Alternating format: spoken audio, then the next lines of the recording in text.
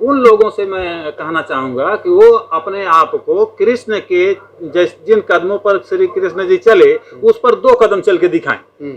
For example, Krishna क्या करते थे, अपने जो जिनसे उनकी शादी हुई रुक्मणी को छोड़ करके गांव के जो राधा को लेकर के घूम रहे थे, वैसा कोई घूम कर दिखाए?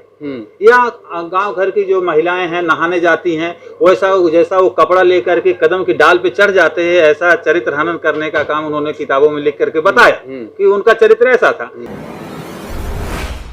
मेरे साथ जो शख्सियत बैठे हैं ये इनका नाम है ओपी यादव।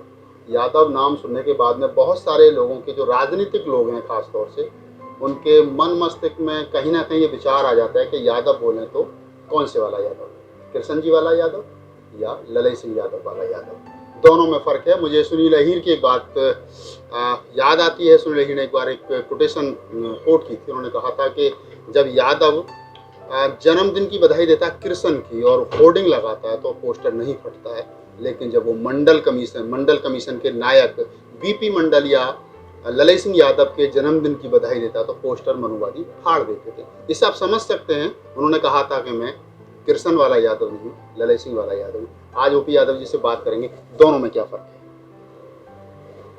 जो कृष्ण की जहाँ तक बात आती है, वो जबरदस्ती ब्राह्मणवादी लोगों को द्वारा उनको ब्राह्मणों से जोड़ने के लिए कृष्ण को पैदा किया जी। कृष्ण जो है वो महाभारत में उनको दिखाते हैं, लेकिन वास्तविकता ये है, जो डॉक्टर सुनील यादव जी की बात आप कर रहे हैं, सुनील यादव जी पेरियार ललई सिंह यादव वाला यादव हूँ वो कह रहे हैं, वो 200% सही बात है जी। क्योंकि पेरियार ललई सिंह यादव जी वो शख्सियत हैं जिन्होंने हाई कोर्ट सुप्रीम कोर्ट में ब्राह्मणों के 33 करोड़ देवी देवताओं को हराया। पहला शख्स है भारत के कि जिन्होंने उनको हराने का काम किया। हराया ही नहीं, उन्होंने जो किताबें लिखी थी वो मैं हर जाने के साथ जो है वो उन्होंने वापस लिया। अभी उनकी जो है कि जन्म जयंती गई है। आप ये मानते हैं कि कृष्ण एक काल्पनिक पात्र है या काल्पनिक पात्र है? कृष्ण एक काल्पनिक पात्र। तो कृष्ण, अगर जो लोग मानते हैं, मैं बताना चाहूंगा उनको, जो लोग मानते हैं कि हाँ हम कृष्ण हमारे रहनुमा थे, हमारे महापुरुष थे, जैसा भी मानते हैं, उन लोगों से मैं कहना चाहूंगा कि वो अपने आप को कृष्ण के जिन कदमों पर श्री कृष्ण जी चले उस पर 2 कदम चल के दिखाएं।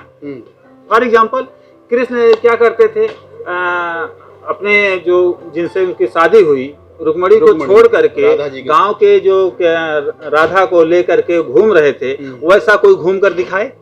या गांव घर की जो महिलाएं हैं नहाने जाती हैं, वैसा जैसा वो कपड़ा लेकर के कदम की डाल पे चढ़ जाते हैं, ऐसा चरित्र हनन करने का काम उन्होंने किताबों में लिख करके बताया कि उनका चरित्र ऐसा था।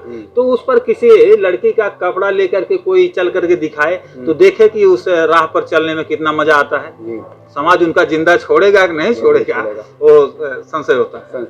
यादव जी, एक चीज मैं पूरे भारत वर्ष में घूमा और मेरे बहुत सारे दोस्त हैं जो यादव हैं। चंद्रभूषण यादव मेरे बड़े अच्छे मित्र हैं, राम अवतार यादव मेरे बड़े अच्छे मित्र हैं, और सिकंदर यादव बहुत जो मेरे बड़े अच्छे मित्र हैं, सुनील यादव मेरे बहुत अच्छे बुद्धिस्ट। यादव शक्ति पत्रिका जो निकलती है उसमें ज़्यादातर लोग मेरे अच्छे मित्र हैं। लेकिन जो पूर्वांचल का यादव, अगर हम जैसे हम आपसे बात करें तो लगता है कि अम्बेडकर बिरसा फुले अम्बेडकरवादी जो विचारधारा थी, पेरियार ललई सिंह यादव की विचारधारा, वो हमें मतलब शेड्यूल कास्ट में खासतौर से अम्बेडकरवादी एक मंच पर आ जाते हैं। लेकिन जो पश्चिमी उत्तर प्रदेश का यादव जो अपने आप को कट्टर हिंदू माने बैठा है, जो दिल्ली के आसपास का है, पश्चिम बड़ौद बागपत शामली में, ये जो बेल्ट का यादव है, वो अम्बेडकर को नफरत की नज़र से देख रहा है, फूले को नहीं पढ़ रहा है, कबीर को नहीं पढ़ रहा है, और वो हिंदूवादी विचारधारा में पूरे तरीके से जकड़ा हो। मतलब वहाँ तक विचारधारा ललई सिंह यादव की पहुँची नहीं, या उन लोगों ने अपनाना उचित नहीं समझा उसको?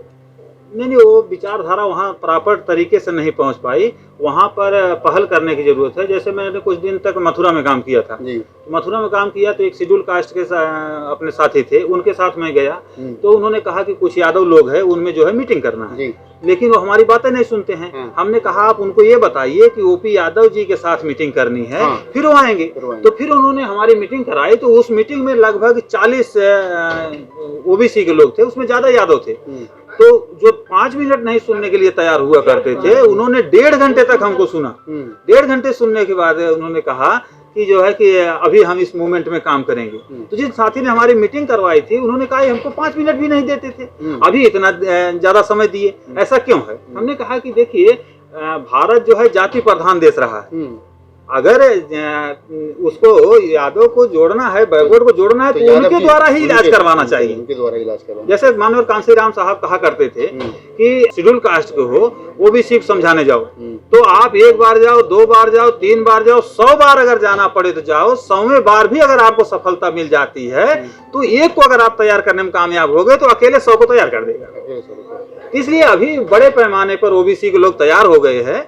वो जरूरत है कि इस पर बड़े पैमाने पर जागरण किया जाए, और इसमें हम लोग बहुत ज्यादा अब तक कामयाबी मिली होती, लेकिन ये लॉकडाउन की वजह से बहुत ज्यादा सत्यानाश हुआ। नहीं तो हम लोग अगर 2-3 बार और भारत बंद किए होते तो पश्चिम उत्तर प्रदेश में भी वो यादव या ओबीसी के लोग जागृत हो गए होते। आपने कहा ओपी यादव जी के जो अपना कृष्ण है वो एक काल्पनिक पात्र है। आपको नहीं लगता जब आप इस बात को कहेंगे तो आप ही के जो यादव बिरादरी के जो लोग हैं, जो हिंदू माइंडेड लोग हैं, वो आपको भला बुरा कहेंगे? आपको डर नहीं लगता कि आपके घर पर पथराव कर देंगे, आपकी गाड़ी पर पथराव कर देंगे, कहेंगे ओपी यादव पागल हो गया, कृष्ण को नकार रहा है? कभी डर नहीं लगता? नहीं, डरने की कोई बात ही नहीं है। देखिए, अभिव्यक्ति का अधिकार मौलिक अधिकार है। मौलिक अधिकारों का जो है कि उपयोग प्रयोग करते आना चाहिए। अगर है तो वो प्रूव करके दिखाए। मैं तो कह रहा हूं अगर श्री कृष्ण ऐसे थे तो उनके कदम पर कोई चल करके दिखाए। क्या ऐसा संभव है? ऐसा तो हो नहीं सकता है। दूसरी बात, रही बात की हमारे घरों पर पथराव करने की, मैं कोई गलत बात तो कह नहीं रहा हूं। पेरियार ललई सिंह यादव जी ने, उन्होंने वो एक शब्द पर जो है पोस्टमार्टम करके बताया हुआ है। हर यादव को पेरियार ललई सिंह यादव जी के द्वारा लिखी गई सच्ची रामायण की चाबी पढ़ना चाहिए। पेरियार ईवी रामास्वामी की जो बुक है उसको उनको पढ़ना चाहिए, सच्ची रामायण उनको पढ़ना चाहिए। तो हमारे लोग जागृत हो जाएंगे। कोई जरूरी नहीं जन्मजात जागृत। ओपी यादव जी, आपको नहीं लगता है कि ओपी यादव जी, आपको नहीं लगता है कि जिस प्रकार से जो बहुजन मूवमेंट के जो हमारे महापुरुष रहे हैं, मैं जगदेव बाबू की बात करूं, मैं पेरियार ललई सिंह यादव की बात करूं, मैं रामस्वरूप वर्मा की बात करूं, मैं चौधरी महाराज सिंह भारती की बात करूं, जो एक समकालीन लोग थे और जिन्होंने बाबा साहब डॉक्टर BR अम्बेडकर के बाद, मुझे खुद याद है एक बार बोट क्लब पे 88 के आसपास एक धरना प्रदर्शन चल रहा था, तो पेरियार ललई सिंह यादव जो किताब बेच रहे थे, मेरे दादाजी के बड़े अच्छे फ्रेंड थे वो। तो मेरे दादाजी ने उनको कहा कि यादव जी जरा थोड़ा सुनो, आप खाना खाते हैं। तो वो बड़े नाराज हुए पेरियार ललई सिंह यादव। उन्होंने कहा, बौद्ध जी तुमने बौद्ध धर्म अपना ली, तुम बौद्ध जी हो, और मैंने बौद्ध धर्म अपना लिया, मैं भी यादव हूँ। तो वो अपने आप को यादव कहलवाना पसंद नहीं करते।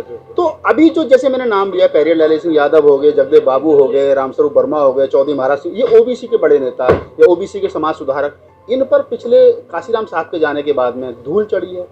इनकी विचारधारा को मिटाने का काम किया गया है। हिंदूवादी, अभी जैसे हम अपने अगर नेताओं की बात करूं तो हमारे अखिलेश यादव भी कह रहे हैं कि हम परशुराम की 108 फुट ऊंची मूर्ति लगाएंगे, और बसपा नेत्री जो मायावती जी वो भी कह रहे हैं परशुराम की मूर्ति लगाने की होड़ है, ललई सिंह यादव की मूर्ति लगाने की होड़ नहीं है, रामस्वरूप वर्मा की बात नहीं हो रही है। मतलब चक्कर क्या चल क्या रहा है? नहीं, जैसे इसमें 2 बातें निकल करके आती है। जैसे आपने बाबू जगदेव कुशवाहा जी का नाम आपने लिया, तभी आपने कल सोशल मीडिया पर अगर आपने देखा होगा तो उनके शहादत दिवस पर पूरा फेसबुक भरा पड़ा था। तो ऐसा नहीं कह सकते हैं कि मिट्टी पड़ी हुई है। नहीं, कोशिश की गई एक मनुवादी के द्वारा, उनके द्वारा किया गया। दुश्मन तो करेगा ही करेगा। बड़े पैमाने पर ओबीसी में जागृति हो रही है। अभी देखिए शिक्षक दिवस था, शिक्षक दिवस पर भी इस तरह का आया।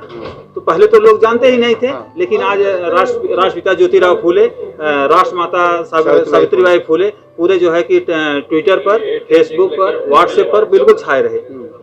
इस तरह से हमारे लोगों को जिस प्रकार आप काम कर रहे हो, क्या बहुजन नेताओं को उसकी दिशा में काम करना चाहिए अगर बहुजन समाज बनाना है? तो सर, जो अभी परशुराम जी वाली जो बात आई है, परशुराम के लिए कंपटीशन कर रहे हैं मुलायम और अखिलेश और मायावती, जो इस तरह से कंपटीशन में लगे हुए हैं, ये क्या है? इनका राजनीतिक फंडा है। इनको लगता होगा कि हम उनकी मूर्ति लगाने से हमको वोट मिल जाएगा, तो गलतफहमी के शिकार हैं। मतलब ब्राह्मण इतना पागल एक मूर्ति के लिए वोट दे देगा इनको? यही तो कर रहा हूँ, गलतफहमी के शिकार हो गए हैं। और सोशल का उन्होंने मामला चलाया था। अभी दोनों को जो है कि जो 20-21 सीटें आया करती थी 0 पर पहुंच गई है। उसका ये नतीजा है। इन्होंने अपने जो समाज में जिन कुल में इन्होंने पैदा हुए उनका बारे में सोचने के अलावा वो ब्राह्मणों के बारे में ज्यादा सोच रहे हैं, तो समाज उससे कटने लग गया। समाज कटेगा। सिद्धांतों को छोड़ दोगे तो लोग आपको छोड़ देंगे। मतलब उसका फायदा और उसका नुकसान ये हुआ कि हम लोग पूर्ण बहुमत की सरकार में थे, आज दोनों लोग जो है वो 0 पे चले गए और विपक्ष में बैठने की स्थिति में नहीं। चलते हमारे दर्शकों को कुछ कहना चाहेंगे? दर्शकों को कहना चाहेंगे कि कुछ लोग हमारे ओबीसी के जो लोग हैं वो ये कहते हैं कि भाई अभी तो जातिवाद नहीं रहा, जैसे मैं एक बार हरियाणा में गया वहाँ प्रचार करने के लिए, तो डॉक्टर है वो कॉलेज में, तो उन्होंने कहा ओपी यादव जी अभी तो जाति पात तो रहा नहीं, अभी आप लोग वहाँ पर बातें कर रहे हैं। हम कहे आप कह रहे हो जाति पात खत्म हो गया, मैं तो कह रहा हूँ बढ़ गया। कहा कैसे? हमने कहा कि कल तक जो यादव है वो सछूत था, यानी यादव के हाथ का ब्राह्मण खाना भी खाता था, पानी भी पीता था, घर के अंदर सेवा काम लेता था, घर के बाहर भी सेवा काम लेता था। ये जो सेवा करने का काम लेता था तो छू के न करता था, यानी सछूत था। लेकिन अभी उसको अछूत बना दिया गया। और हमारे जैसे यादव की बात मैं नहीं कर रहा हूँ, माननीय अखिलेश यादव जी जैसे जो करोड़ों लोगों के प्रतिनिधि, उत्तर प्रदेश सबसे बड़ा स्टेट है, उस स्टेट के वो सीएम रहे, नेतृत्व कर रहे थे, वो जिस ऑफिस में रहते थे, जिस चेयर पर बैठते थे, इनकी सरकार जाने के बाद जब बीजेपी की सरकार आई, यानी ब्राह्मणों की सरकार आई, तो उसको गंगा जल से धुलवाया गया। गंगा जल से धुलवाने से भी वो शुद्ध नहीं हुआ, इतना छूत लग गया था तब भी शुद्ध नहीं हुआ। उसको गाय के पेशाब से शुद्धिकरण किया गया, यानी गाय का पेशाब उनकी निगाह में शुद्ध है, लेकिन यादव शुद्ध नहीं है। लेकिन हमारे जो यादव लोग हैं वो क्या सोचते हैं कि ना ये तो अखिलेश यादव के साथ में हुआ, जब हमारे साथ होगा तब देखेंगे। अपनी बारी का इंतजार कर रहे हैं। बारी का इंतजार नहीं करना चाहिए, बल्कि ये सोचना चाहिए हमारे एक भाई के साथ हुआ तो ये हम सभी के साथ हुआ। समाज का अपमान, हाँ, ये समाज का अपमान है, ये देश का अपमान है, ये कॉन्स्टिट्यूशन का अपमान है। इसके विरोध में विद्रोह करना चाहिए। लेकिन ये पहल जो है कि अखिलेश यादव जी को करना चाहिए था, जितना वो कर सकते थे उन्होंने किया, कि ये लेवल पे करना चाहिए था, उस लेवल पर उन्होंने नहीं किया। तो दोस्तों ये थे ओपी यादव और बड़े क्रांतिकारी साथी। बड़ा अच्छा लगा, मैंने सोचा इनसे बात की जाए। और जैसा आपने सुना कि उन्होंने कहा, एक बड़ी बात कही, हो सकता है यादव समाज के कुछ लोगों को नाराजगी हो जाए ओपी यादव से। जैसे मैंने स्टार्टिंग में कहा कि पत्र आप कोई ना कर दें इनके घर पे, हालांकि ऐसा होगा नहीं क्योंकि वैचारिक लड़ाई है। उन्होंने कहा कि कृष्ण कभी पैदा नहीं हुआ, ये काल्पनिक चरित्र है, काल्पनिक पात्र है, और कृष्ण के नाम पर ब्राह्मण जो है वो हमको अपने मनु जाल में फंसा करके, मनुवाद के जाल में फंसा करके अपनी रोजी रोटी कृष्ण को जान लिए हैं। साथियों से अपील करूंगा कोई एक बार ललई सिंह यादव को भी जाने। ललई सिंह यादव को जानेंगे तो आप हमारी विचारधारा को पूरी तरह से समझ जाएंगे।